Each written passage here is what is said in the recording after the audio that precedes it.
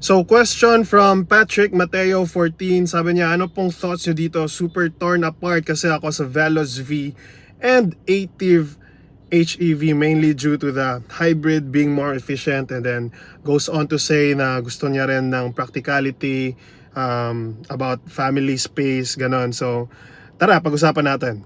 So I actually think that it's a fair and valid question. Legit siya na question kasi parehong 1.2 million pesos si Veloz V and si Active Hybrid. So again, at this price, I've mentioned this before na the Toyota Active is really a great value for money because yan nga, for the 1.2 million, siya yung pinaka-affordable na hybrid na makukuha mo kay Toyota. So that in itself is really a great selling point and really a great factor to consider. Kasi yan nga, if you're looking for a hybrid na sasakyan, tipid ka sa gasolina, everyday, daily drive mo, diba? Napakasarap nun. Walang masyadong problemahin sa gas. So kung ako lang, personal experience ko with driving the Active, and they are siblings na yung Daihatsu made product ni Toyota, no? Similar ng bahagya yung feeling mo dito sa interior kay Veloz tsaka kay Active.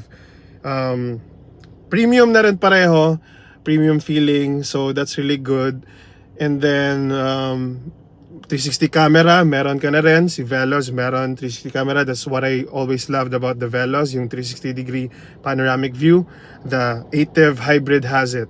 So when it comes to the safety sense, meron din si Active. So ang lamang din ni Active, guys, is compared kay Veloz is top of the line speaking lang, meron ng adaptive cruise control si Active. So in terms of the features, meron na sa Active ng mga non-negotiables ko, 360 degree camera, and in terms of the ground clearance, pasado na rin sa akin, 160mm. Okay na yun sa akin talaga. Yung ano lang talaga, lamang ni Active kay Veloz na features, you know what, is the adaptive cruise control. So sobrang okay nun sa expressway and mga long trips. So features kasi yung ginusto ko talaga kay Veloz, and now the Active has it. What you're gonna lose na talaga is the 7 seating capacity, which is also useful. So if you think you're that type of family na palagi kayong 7 or 6 ganon, then the Veloz is gonna be great. But if hindi naman masyadong ganon ka-often yung mga outings, then I think you can live with not having a 7-seater.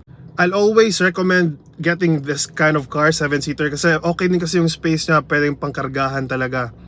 But because we have another member in the family na may kotse na rin, so pwede na kami mag 2 cars. So kung ako lang, medyo leaning na ako ng konti ngayon dito kay Active Hybrid.